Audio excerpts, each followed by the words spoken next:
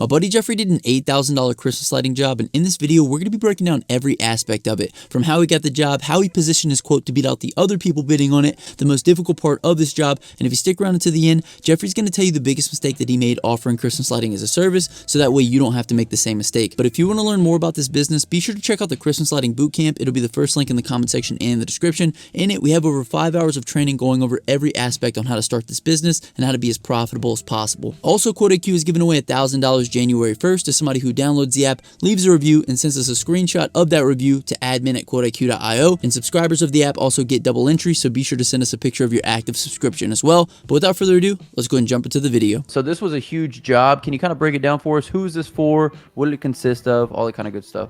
So yeah, I got a call from a guy seeing one of my yard signs, and then he told me about this building. It's called the Gardens at Georgia Tucker. And first off, I was kind of intimidated. It's a pretty big building. Wasn't sure if I'm going to need a lift, a man lift or something like that. And I haven't had a job this big before yet. So, but after looking at it, going up there and meeting with the maintenance man, you could actually get roof access like through the building. You didn't even really have to climb a ladder. You got to go down like a 5-foot ladder. And then you'll see where I'm hanging the lights. It's just waist height where you're clipping the lights onto a little metal fastening over some shingle tiles. So you got this job with the yard sign. Is that kind of what you found to work really well for you and your business as far as acquiring customers? Yeah, basically, you got to hit them sweet spots up. There's a few, the 2 Starbucks that are around here. I got my signs right in front of them. As long as they'll stay there. As soon as they take them down, I go put another one up.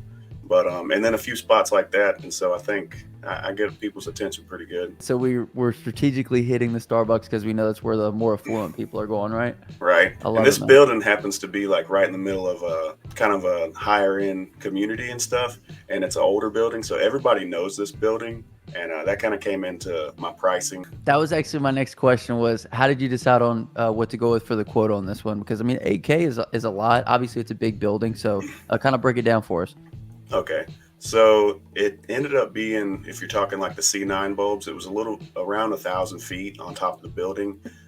So I basically charged them $4 a foot and then threw in some mini lights and some trees and stuff on the bottom end. The issue with this job later on, finding out there wasn't very many power outlets. This is a really old building. It's from like 1902.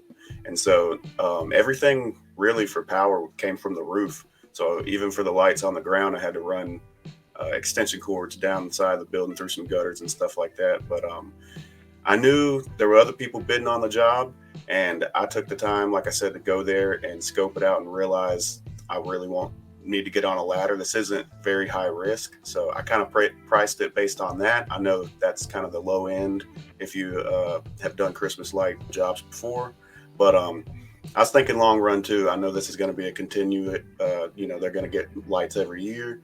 And I actually gave them 3 different options. When they first looked at it, they wanted the middle option, which was about $16,000. So yeah, this year we just started with the smallest option, the $8,000 option.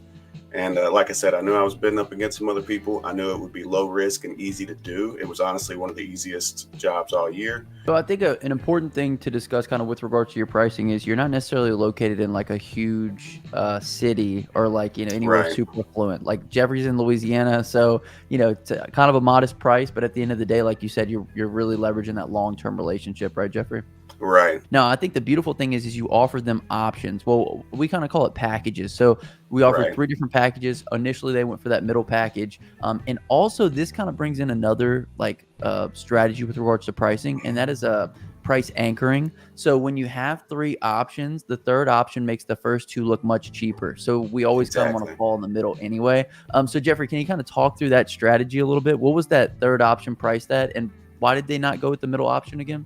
So probably because it's their first year, I think is why they didn't choose the middle option. Even the smallest option was still a pretty high magnitude job. I did my pricing. The first option just covers the old building because, like I said, there's a newer building added on, and then just threw in some lights on the trees on the bottom. Worded that as minimum lights in trees and bushes. And the second option would have been covering the older building and the newer building. The 3rd option would have been to cover all the buildings, the older building and the newer building, which I called them building 1 and building 2.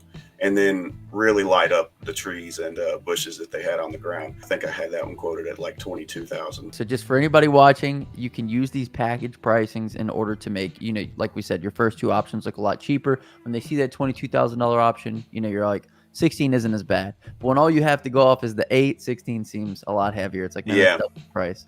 I love how you put within the verbiage too, that you were only going to do minimal lighting with regards to the trees. One thing to kind of be careful of is like anything that can be left up to speculation, because like minimal lights in the tree to you might be different than minimal to them, right, Jeffrey?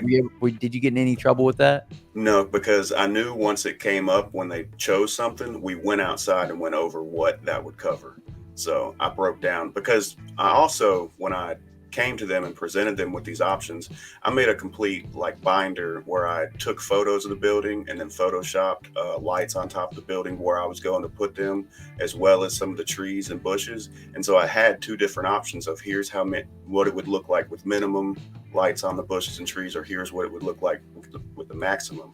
So and yeah, they right away were like, surprised you took pictures, because once again, I know I was up against some other bidders, but it seemed like they didn't really put too much into it. I think everybody else was looking at this and thinking big money, hitting it with, they got the money because it's a assisted living, but I kept it very clear. And like I said, once we came up with what they wanted, we went outside and went over everything on what that was going to cover. So Jeffrey, I think you did 3 things really good to differentiate yourself from the other bidders. First and foremost, you went out in person. So you made a personal effort to kind of connect with whoever you were walking the property with. They knew you probably pretty well. You didn't remote quote this. Secondly, you put together the binder, you took the pictures, and you presented them with all the things that were going to be done on the property. And then thirdly, you offered them packages. So you gave them options. You didn't just give them one price. So dude, beautiful like masterclass with regards to presenting. One more thing to throw in there too. Sorry to cut you off, but I came in with a charcuterie board when I came in for the meeting as well. So when I gave him the binder, even had a little treat for him. Man, you really wanted this one, Jeffrey. That's awesome, man. But at the end of the day, it's the little things that make all the difference. So being prepared and presenting more information than your competitors is going to give you that competitive advantage and make you kind of stick out against the competition. So I think that's beautiful. Great job landing this one. How long did this job take, Jeffrey? It was over the span of about 2.5 weeks, but I've really only spent about 12 days on it. It was right around Thanksgiving and stuff. So, there was in the middle of that week, I only spent about half the week on it. And would you say the most challenging part about this was having the fact that they didn't have a lot of outlets on the building? You kind of spoke to that earlier.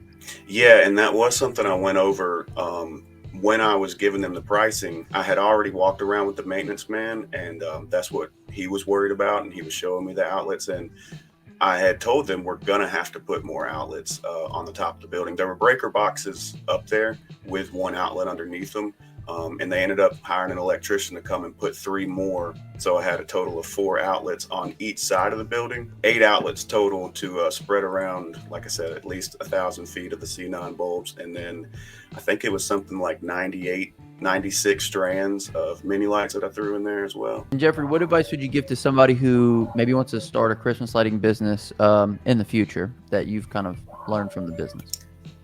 Don't be afraid. Go out there, get your own stuff and put it on your own house, and your friends and family as well. And really learn the electric side of things when it comes to breaking things down to outlets and how many extension cords, or you can make your own cords. It's the lamp wire, and you use the slip plugs to make your own extension cords. And so don't turn into, Walt Griswold trying to plug everything into one outlet. That's probably the biggest thing, where I had so many issues in the beginning not understanding that stuff. But once you figure it out, it's pretty simple. So do your work on that. Get yourself some yard signs. Make a few, Facebook posts. Put it out there that you hang Christmas lights, and you'll start getting some business, because it's something not a lot of people want to do.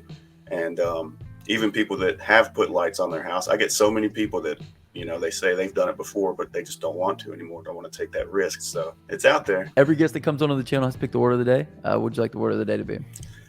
I'm going to give this shout out to the maintenance man. He titled me The Illuminator. So The Illuminator. Yeah, that's me. Can nobody take that? If you guys made this far in the video, comment down below The Illuminator, and we'll hashtag you a real one. My name is Justin. This is Forever Self-Employed. And until next time, hustle hard and get that money, baby. Peace.